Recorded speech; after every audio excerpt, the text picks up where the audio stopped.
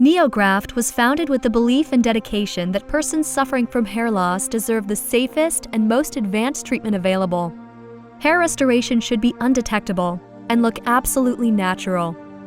Traditional strip harvesting involves a large skin incision on the back of the patient's head to remove a section of scalp. This section of scalp is used as a source of follicles to be implanted in a new location of the patient's scalp. As seen in the animation, this method leaves a permanent linear scar as the two edges of scalp are joined together. This donor scar can be a significant source of embarrassment for patients. NeoGraft provides a minimally invasive option, leaving no linear scar.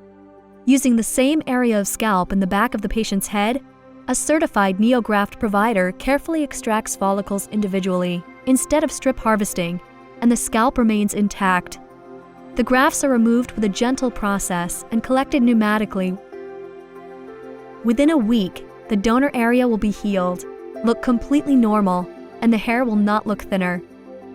Once the desired quantity of follicles is collected, the NeoGraft no-touch follicle implantation method is implemented. This process involves careful placement of the follicles into the scalp area using a safe and simple delivery technique. Implantation continues until all of the harvested follicles have been transplanted.